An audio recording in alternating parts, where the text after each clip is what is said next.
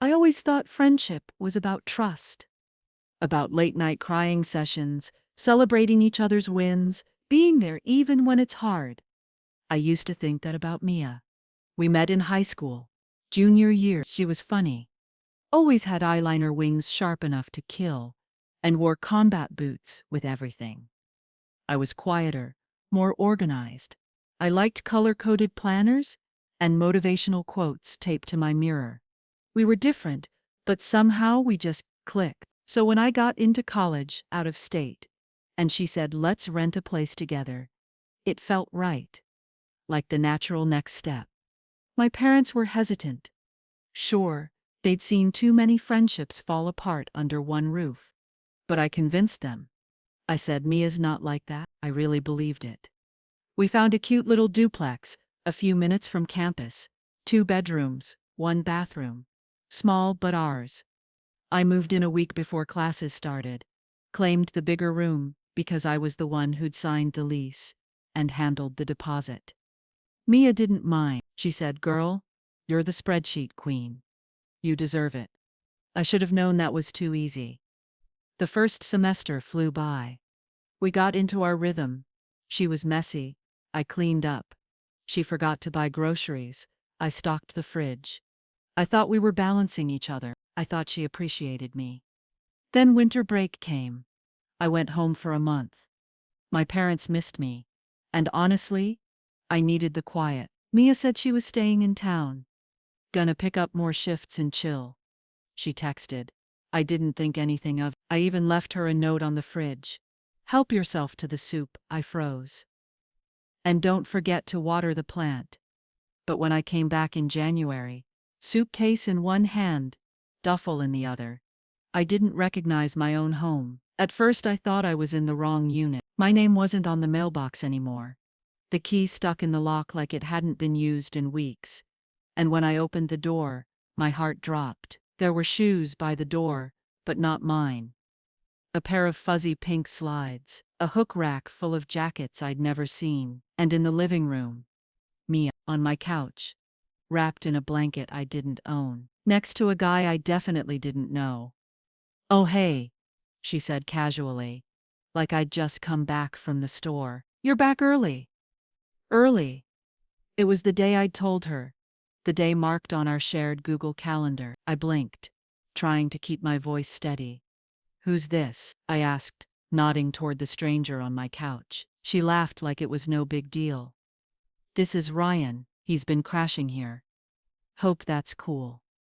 I wanted to scream, but instead I just walked to my room, or I tried to, because my room, the one I'd carefully decorated with twinkly lights and thrifted art prints, the one with my queen bed and the full-length mirror and the desk I'd assembled myself, it wasn't my room anymore.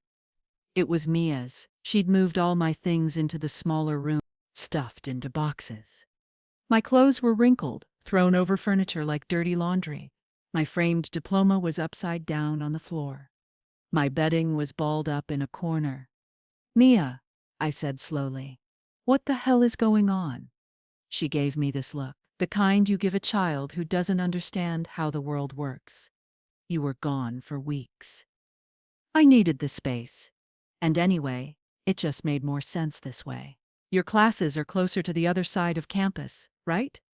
That's when I realized this wasn't temporary. She wasn't borrowing the room. She'd claimed it. Moved her makeup station into the corner. Hung posters on my walls.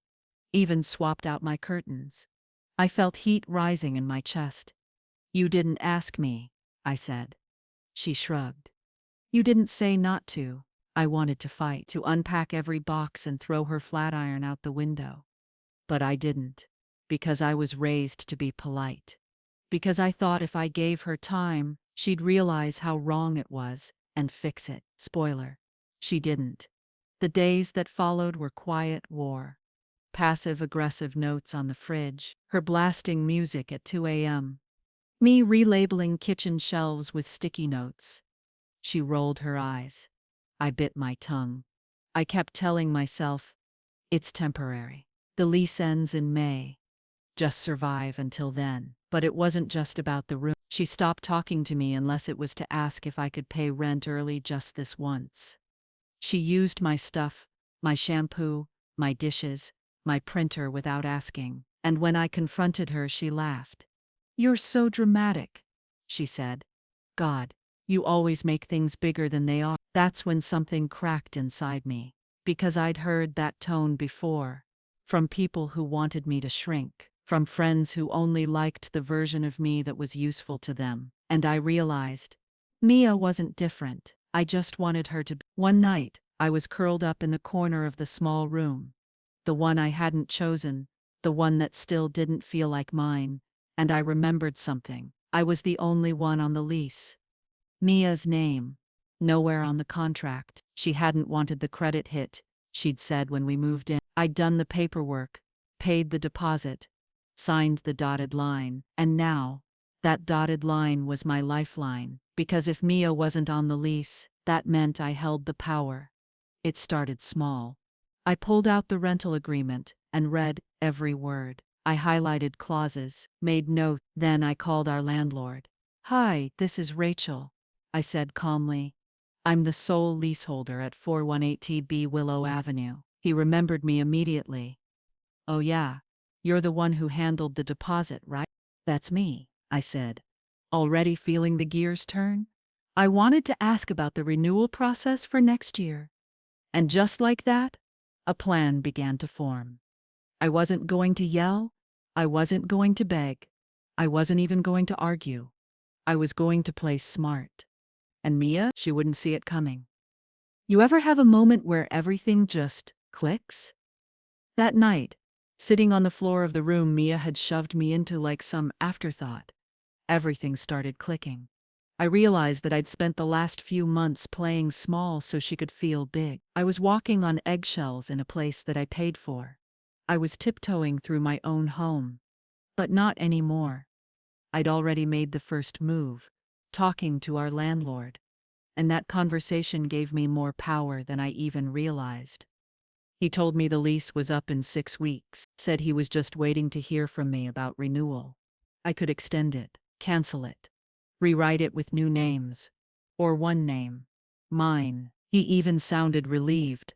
"To be honest, I've gotten noise complaints from your unit," he said. "Wasn't sure if you had new tenants or a party situation going on." I smiled into the phone. "Thank you for telling me. I'll handle it." Click. That was all I needed. Step 1? Make myself invisible. For now. I didn't confront me. I didn't storm around the house like some vengeance demon. I just stayed quiet, went to class, worked extra shifts at the bookstore, smiled politely, and watched, because Mia was so sure I was weak, so sure I'd just take it. She didn't even notice I'd stopped reacting, that I'd stopped asking her to replace the milk or pick up her hair from the drain. She just kept taking, like she always had, and I kept documenting.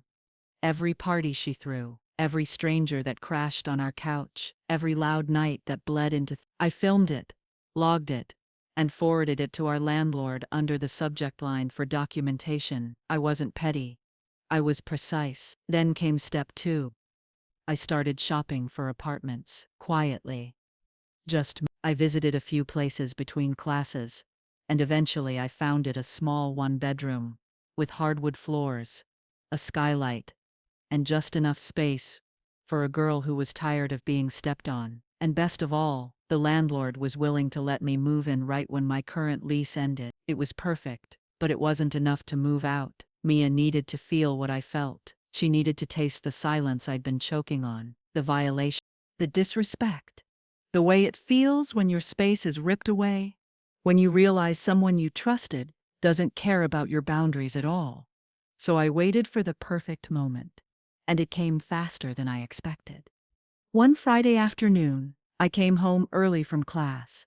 Mia wasn't there, Ryan wasn't there either. The place was empty, and that meant I had freedom. I walked into the big bedroom, the one that used to be mine, and just stood there. The curtains were different now. The wall was covered in posters from bands I didn't like. Her curling irons were scattered across the dresser like she'd just gotten ready for something important. I didn't touch anything. I just took it all in. This room used to hold my dreams. And now it held proof of how far she'd pushed me. I walked back into my little room and opened my laptop. Time for step 3. The next morning, I sent Mia a very casual group text. Hey, just wanted to let y'all know I'm not renewing the lease. Gonna move out mid-May. Good luck finding a new place. Within minutes, she texted back. What? You didn't even talk to me about this. I didn't reply. A minute later, are you serious? What am I supposed to do? Then came the real kicker. Can't we both stay and just renew together? I stared at the screen and laughed. Loud. This girl had kicked me out of my own room, had stolen my space, disrespected me, used my kindness like it was a doormat, and now she wanted to renew together? No. No, no, no. I didn't respond. I let her sweat. Later that day, I got a call. From Ryan. Yeah, Ryan. The couch surfing boyfriend who treated our living room like his personal man cave. Hey, he said, Mia's kind of freaking out. Is there any way you'd reconsider? We were gonna throw in for next month's rent. Swear. Sorry, I said. Lease is under my name. And I'm done. I think that was the first time anyone had heard my voice without apology. And it felt good. Over the next few weeks, Mia tried everything. She left sticky notes on my door saying, "Can we talk?" She cleaned the kitchen twice. She even bought new toilet paper. But I didn't budge. Meanwhile, I packed slowly, box by box. I labeled everything with a thick black Sharpie, so she'd see it every time she walked past. Rachel books. Rachel bedding. Rachel closet. Because every time she saw my name, she'd remember.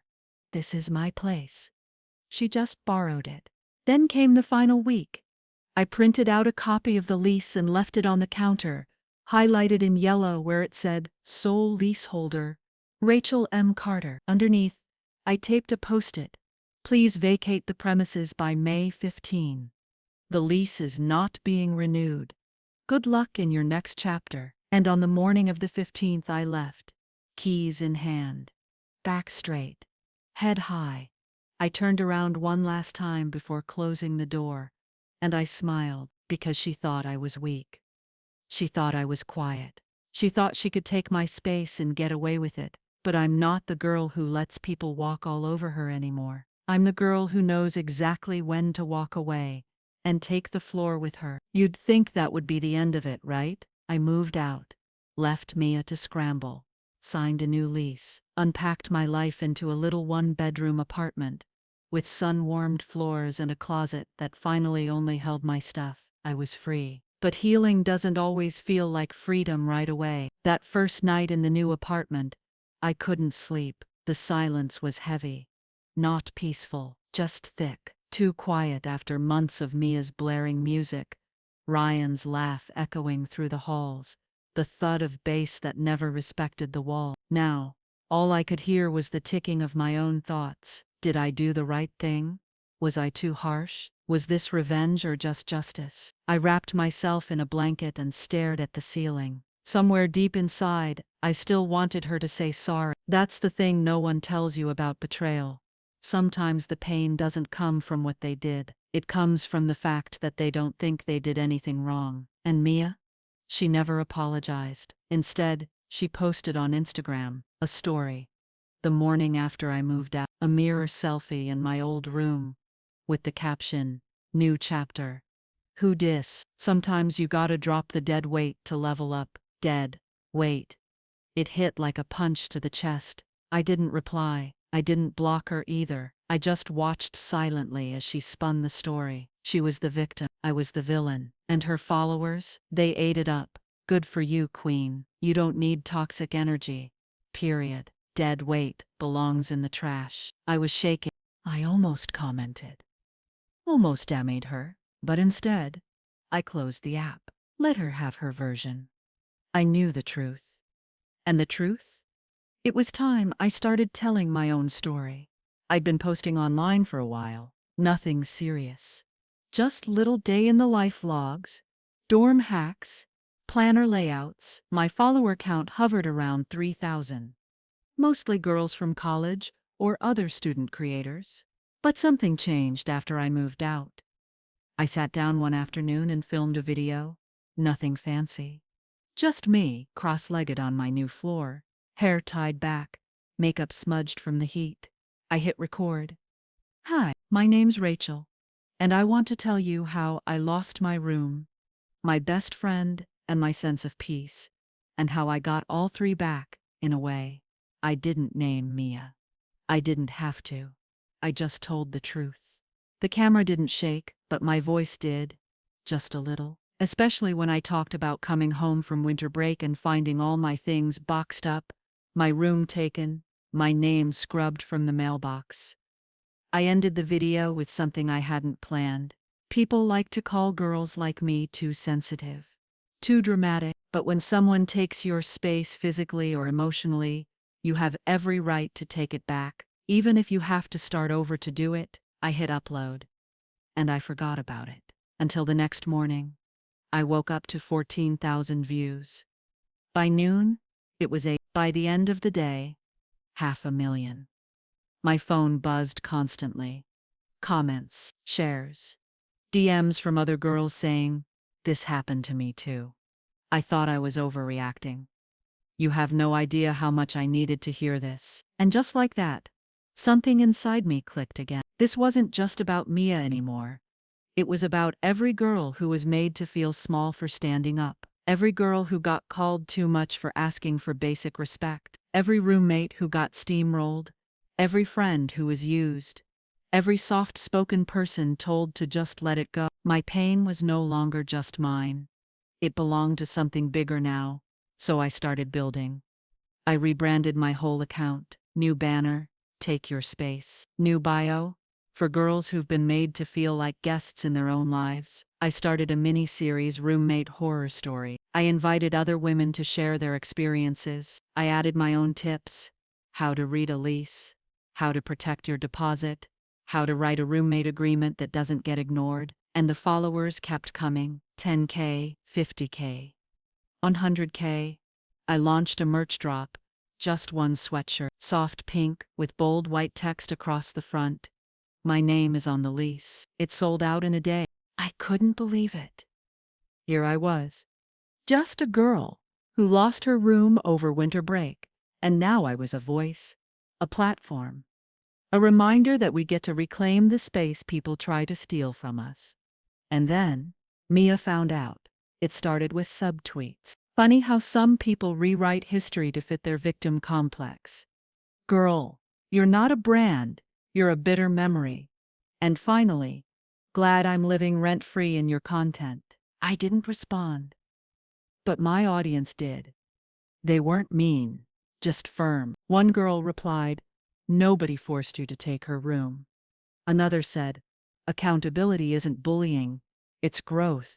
And then, something I didn't expect happened. I got an email from our old landlord. "Hey Rachel, hope you're well.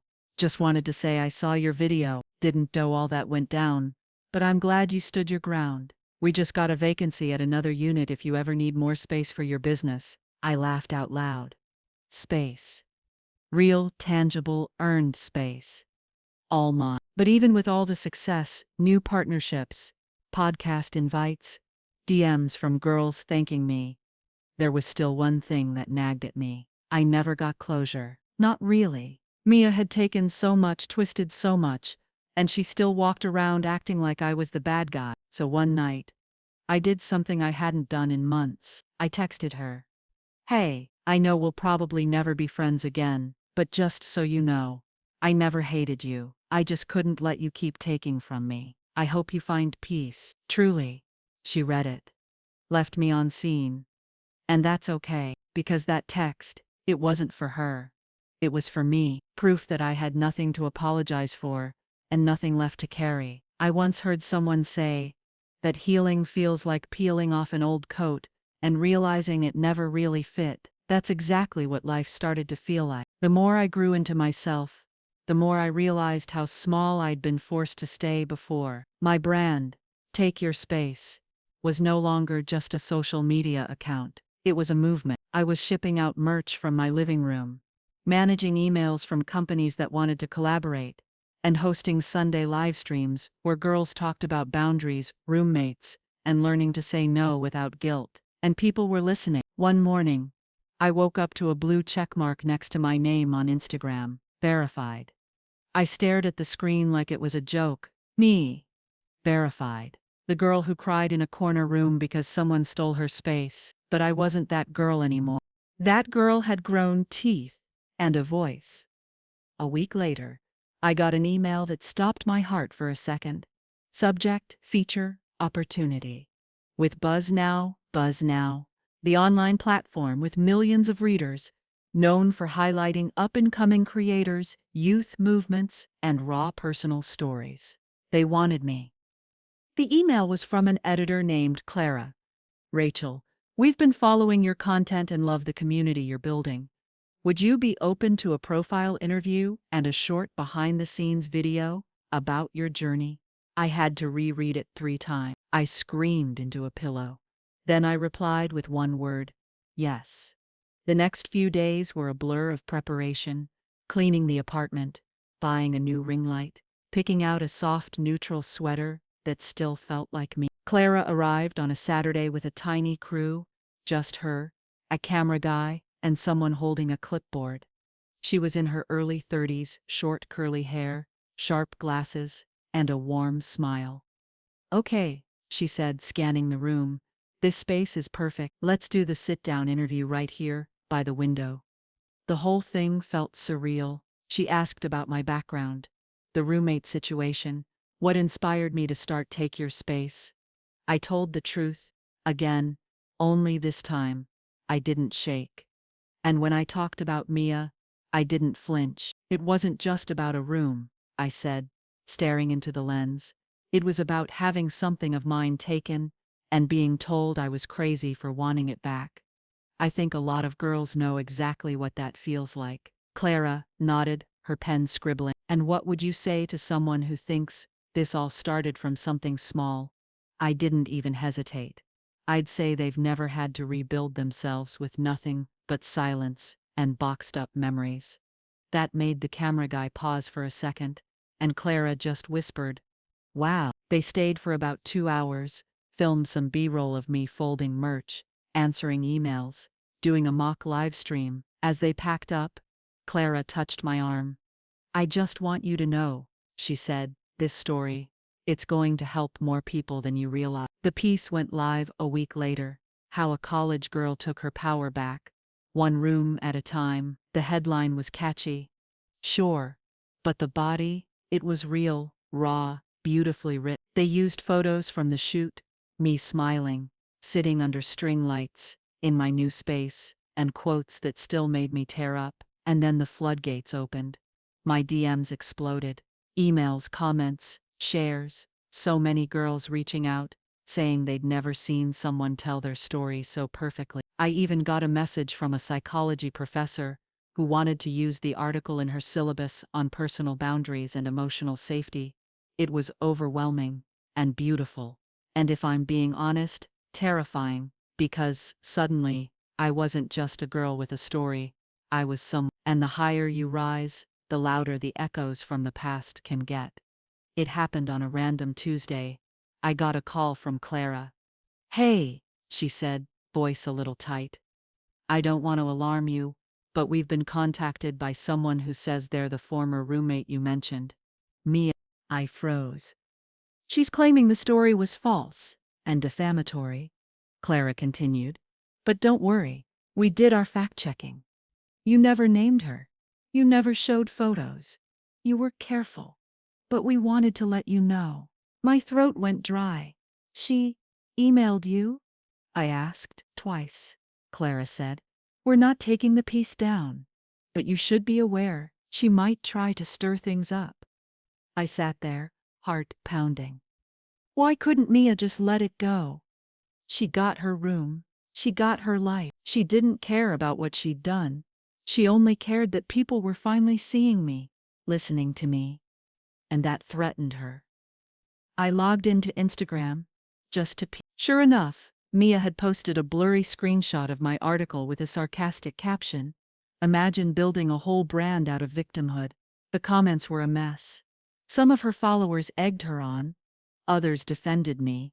Some just asked, "Is this about that girl with the sweatshirt line?" I didn't reply. But that night, I cried. Not because I felt guilty, but because I knew that no matter how far I'd come, there would always be someone trying to shrink me back down. Someone who wanted to erase the version of me that fought back. But the next morning, I got a handwritten letter. It was from a girl in Indiana, a high school senior. She'd printed the article, highlighted parts of it, and mailed it to me with a note. My mom calls me dramatic every time I try to set a boundary. Reading your story made me feel seen for the first time. Thank you for proving we don't have to apologize for wanting space. I held that letter in my hands and remembered why I started. Not for Mia, not for revenge, but for the girls who still didn't know they were allowed to take up room. The weird thing about building something from nothing is that success sneaks up on you. One minute you're just telling your story into a phone screen, hoping maybe someone out there understands. The next, you're fielding interview requests and brand offers while trying to figure out what to eat for dinner before your live stream. That balance between the girl who cried in her boxed-up room and the girl who people now called a voice for her generation was hard to keep straight sometimes, but I tried. I kept going. The article had opened doors I didn't even know existed. Mental health nonprofits reached out. Colleges wanted me to speak to students about setting boundaries. One publishing intern even sent me an email with the subject line, "Have you ever considered writing a book?" It felt surreal. And then came the invitation that made my heart stop. I was scrolling through my inbox when I saw subject panel invitation. Women who reclaimed their voices. It was from a national conference hosted in Los Angeles. A real, multi-day event. Guest speakers, media coverage, thousands of attendees. Their mission? Celebrating women who turned pain into purpose. And they wanted me. The email was warm, professional, and filled with praise for my platform. But one line in particular made my stomach flip. "We're assembling a panel of 4 young women who have gone viral for stories of personal resilience. One of the other participants is someone you may know from college. Mia D. Mia." Of course. I reread the sentence 5 times, my breath caught in my throat. Out of all the women on the internet, out of all the stories they could highlight, why her? Why now? My chest thudded with something between panic and fury. I clicked the link to the speaker page. There she was. Mia, smiling on stage in a cropped blazer, holding a mic with a caption that read, "From small-town struggles to building confidence through crisis." I wanted to scream. She was turning my story into her platform. Again. Just like she took my room and claimed the whole house like I didn't exist. Now she was turning her side of the narrative into applause lines and empowerment quotes. I slammed the laptop shut. I paced the room, hands shaking. This wasn't about jealousy. It wasn't about being petty. It was about truth. She was rewriting what happened, again, and people were going to believe her, unless I stood next to her, unless I told it myself. It took me 3 days to respond to the invite. I typed and deleted the reply more times than I could count. Finally, I wrote, "Thank you so much for the invitation. I'd be honored to participate. Please confirm Mia's presence, and let me know if there will be time for open discussion or I clicked send before I could second-guess myself, and just like that, I had 6 weeks to prepare. Those 6 weeks were a blur, between classes, content, and meetings. I was rehearsing my story, not the sanitized version, not the bite-sized one-liners for social media, the real version, what it felt like to be erased, how I internalized it as my fault for so long, and how I clawed my way back, not with bitterness, but with boundaries. I wrote it out, like a script. I practiced it in the mirror. I told it out loud in an empty room until my voice stopped trembling, because I knew that seeing her again would be hard. But I also knew I wasn't that same girl anymore. The conference was held at a sleek downtown venue with glass walls and minimalist lighting. My name was printed on a glossy badge.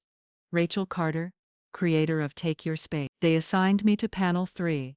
voices that broke the silence. Mia was there too.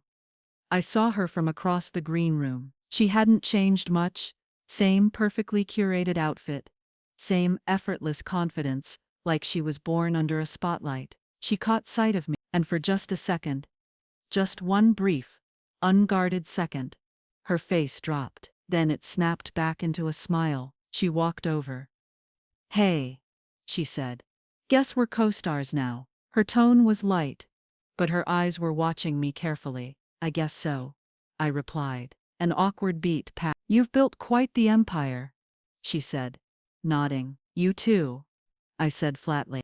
She shrugged. "I mean, everyone has their version, right?" I stared at her, long and quiet. And then I smiled. "Sure. But some versions come with receipts." Before she could answer, a coordinator called us over to the side stage. The panel started with introductions, applause, smiles, polished responses. Then the moderator asked the big question: "What was the moment you realized you had to reclaim your own narrative?" Mia answered first. She talked about losing herself in college, about learning how to set boundaries, about roommate miscommunication that became a turning point. The audience nodded. I could feel my pulse hammering. Then the mic passed to me. I took a breath. When I was in college, someone took my room while I was away on break, packed up my things, moved someone else into my space, and acted like it wasn't a big deal. A ripple moved through the crowd. I kept going. And the hardest part wasn't losing the room. It was realizing that no one around me thought it mattered, that it was easier for them to see me as difficult than to see me as hurt. Mia shifted in her seat. I didn't look at her. Eventually, I left, quietly, with my name still on the lease. And I started something new, something that now reaches thousands of girls who've felt erased just like I did. The moderator leaned forward. "What would you say to that girl now? The one who was pushed out?" I smiled. I'd tell her she wasn't too sensitive. She wasn't dramatic. She was finally starting to recognize that her comfort mattered. The room applauded. Mia clapped too, but slowly, tightly. Like her palms weren't quite connecting. After the panel, girls lined up to talk to me. Some wanted hugs, some wanted advice. One even cried and said, "I had a Mia too." And in that moment I realized something. I wasn't telling this story for revenge anymore. I was telling it for them, for the girls who needed proof that their voice had power, that reclaiming your space doesn't make you mean, it makes you brave. And when Mia passed by me in the hallway afterward, she didn't say a word, but I didn't need her to, because I wasn't looking for her validation anymore. I was too busy walking in the light she tried to block. There's something strange about success. When you first get it, when your work finally starts being seen, heard, celebrated, you think it'll fix everything, like the applause will drown out the pain, like the platform will patch up the old cracks in your heart. But the truth, success only amplifies who you already are. If you're broken, it won't hide it. If you're healing, it might help, but it doesn't erase the past. It just gives you a microphone to talk about it. That's what I was learning every single day. After the panel, my brand exploded. Like exploded. I woke up the next morning to a dozen new requests in my inbox. People wanting interviews, partnerships, merch collaborations, speaking gigs. A book editor followed me and left a comment that said, "We need to talk." It was everything I'd once dreamed of, and more. I sat at my desk, blinking at the flood of messages. And then I laughed. Like really laughed. The kind of laugh you let out when the girl who once cried in silence now has a wait list to speak. I was building something real, bigger than Mia. Bigger than the room I lost, bigger than the betrayal that started it all. I was building a legacy, one post at a time. I turned my second bedroom into a workspace. The walls were lined with shelves holding folded sweatshirts, packaging tape, and rows of stickers that read things like, "Your space is sacred." Too much? Good. I belong here. Period. Every order that went out was sealed with a handwritten note. "This is your reminder that you don't have to shrink to fit someone else's comfort." Rachel. I wasn't trying to be a brand. I was just trying to be the girl I'd needed back then. The one who didn't back down, the one who didn't apologize for taking up room. And apparently, a lot of people needed her too. 3 weeks later, I stood outside my old college for the first time since everything happened. I'd been invited to speak at their Women's Empowerment Summit. A full circle moment. Walking across campus was surreal. Everything looked the same. Red brick buildings, students lying on the lawn, coffee cups clutched in half-asleep hands. But I was different. I wasn't the girl who cried in the corner room anymore. I was the girl who turned that pain into purpose. When I got to the auditorium, they handed me a lanyard and a water bottle with my name on it. And that's when it happened. A girl walked up to me, maybe 18, with wide eyes and trembling hands. "Are you Rachel Carter?" she asked. "I am," I said. She blinked fast. "I just wanted to say, thank you. I found your videos when my roommate made me feel like I didn't belong. You helped me realize it wasn't my fault. You helped me leave." I smiled so big it hurt. "What's your name?" "Jasmine," she said. "Jasmine, I'm proud of you." She teared up, and in that moment, everything felt worth it. After the speech, which ended with a standing ovation, I stepped outside for air, and that's when I saw her. Mia, sitting on the stone bench just across the quad. She wasn't part of the event, just there. Our eyes met. I hadn't expected to see her again. Not like this. Not here. She stood and walked over slowly. I braced myself. But she didn't look smug this time. She looked tired. "Hey," she said. "Hey." A pause. "You were good. Up there. Real good."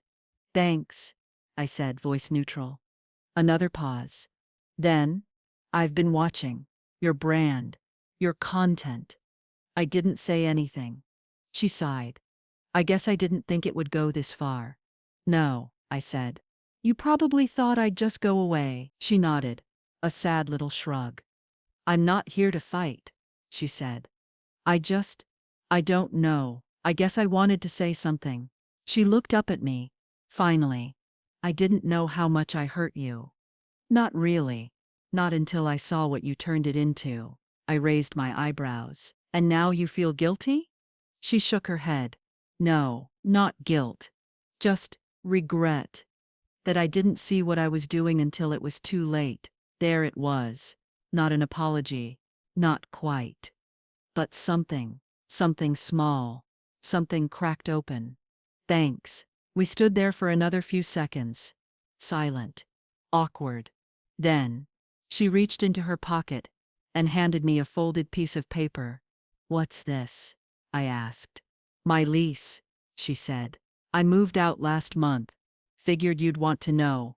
I stared at the paper, confused. "I moved out," she repeated. "Got a new place. Different town. Different roommate." "Why tell me?" She gave a little smile. "Guess I just wanted you to know you're not the only one who changed." And with that, she walked away. I didn't open the paper until I got home. And when I did, I laughed. Not because it was funny, but because the address on her new lease was on the same street as my new place. 1 block over. Not close enough to feel threatening, but not far enough to be coincidence either. Maybe she was chasing something. Maybe she just wanted to be near the energy she once tried to bury. I didn't really care. Because for once, Mia wasn't taking up space in my story. I was too busy writing it myself. That night, I sat at my desk and wrote the caption for my next post. She gave up the room. I gave myself the whole house. The picture, me, standing in front of a giant whiteboard filled with plans for Take Your Space's expansion. A summer tour, pop-up events, more interviews. I was dreaming out loud now, and no one was going to make me feel like I needed to shrink again. Not Mia, not the world, not even the echo of that old voice in my head that used to whisper, "Maybe you're just too much." Because now, I knew better. There's this thing that happens when you finally stop surviving and start living. You wake up one day and realize that your life is no longer defined by what hurt you, but by what you built because of it. I woke up to sunlight pouring across my bed, my phone buzzing from the nightstand. New comments, new orders, new love notes from strangers who now felt like sisters. My story wasn't just mine anymore. It had become ours. 6 months after the Buzz Now feature, after the conference, after Mia and I exchanged those strange, quiet truths, I launched the biggest project of my life. It was called the Key Campaign, a collection of workshops, online toolkits, school resources, and community pop-up events centered around one mission: take your space, and then hand someone else the key. Because healing isn't just about reclaiming what was taken from you, it's about helping others feel like they never have to lose it to begin with. The idea started small, just a test group of college students, a few virtual meetups, but the response was overwhelming. So I did what I always do now. I stopped waiting for permission. I found a nonprofit partner, applied for a grant, and rented a community space for a weekend summit. And then I announced it online. The promo video started with a clip of me standing in a now empty bedroom, symbolic of the one I lost, then cutting to scenes of women of all ages standing in their own spaces, keys in hand. Some were dorm rooms, some were art studios. One was a mobile van that a girl had converted into a tiny home. Voiceover. They took my space. I built a foundation. They silenced me. I built a microphone. They moved me out. I moved the world forward. The first event was scheduled for June. I called it the Reclaim Rally. Over 300 girls RSVP'd within the first 2 weeks. We booked speakers, mental health counselors, small business vendors, and space for people to journal, cry, or just sit quietly without being asked to move. The room was full of soft light, folding chairs, affirmations pinned to the walls, and a massive whiteboard in the back that read, "What's one thing you've taken back?" By noon, it was covered with writing. My voice, my identity, my art, my body, my peace. And at the very bottom corner, in small, sharp handwriting, my room. I stared at that one for a while, and I knew it wasn't mine, but it could have been. Near the end of the day, after the closing circle, one of the volunteers came over and tapped me on the shoulder. "There's someone here asking to see you. She's not on the list, but she said she used to live with you." I already knew. I stepped outside. Mia stood near the community garden, hands in her jacket pockets. She didn't look smug this time. She looked nervous. "I saw the video," she said. "It came up on my feed. I waited. I just wanted to see it for myself," she added, voice soft. "What you built." I nodded. "It's real." "I know." A silence stretched between us. Then she said something I never thought I'd hear. "I'm sorry." I blinked. She wasn't performing. There were no cameras, no audience, no curated captions, just Mia, finally owning it. "I was selfish," she said, "back then, and I thought it was just about a room, but it wasn't." "No," I said, "it never was." She nodded, swallowing hard. "I'm glad you told your story," she said, "even if it made me look bad." I smiled gently. "It wasn't about making you look bad. It was about finally letting myself look like I mattered." She exhaled. "I don't expect you to forgive me. I already did," I said. "But that doesn't mean I want you back in my life." Her eyes shimmered with tears. "I know. That's fair." And then, because closure doesn't always come wrapped in a bow, she turned and walked away. Just like that. No begging. No dramatics. Just truth.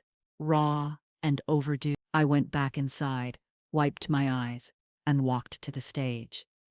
The final moment of the day was the key ceremony. A basket filled with antique keys sat beside me. I picked one up, weathered brass, delicate, slightly curved at the top. I held it in my palm and looked out at the crowd. "Someone once took my room while I was away at college," I said. "They didn't think I'd fight back. They didn't think it mattered." I paused. "But it did. I did." The girls leaned forward. "And now, I want to give this key to one of you. Not because I'm giving away my space, but because I'm inviting you to take yours." I handed the key to a girl in the front row. She looked shocked, then teared up. Then I stepped off the stage and watched as she did the same thing. Picked a key, chose someone, passed it on. The room became a chain of movement. Girls unlocking girls. Spaces being made. Voices rising. And no one being told they were too much. That night, after the event ended, I sat in my bedroom, and opened a fresh journal. I wrote one sentence at the top of the page. I reclaimed everything they said I couldn't. Because I had. I'd taken back the silence, the shame, the smallness, and I'd built something that would outlast all of it. A legacy of love. So if you're watching this now, if you're listening to my voice, if you're standing at the edge of your own broken room, wondering if it's too late to rebuild, let me tell you something. You don't need permission to be powerful. You don't need a spotlight to take your space. You just need to start. Even if it's messy, even if it's quiet at first, even if they say you're too much. Because maybe too much is exactly what the world needs. And maybe the room they tried to take from you was never big enough to hold you anyway.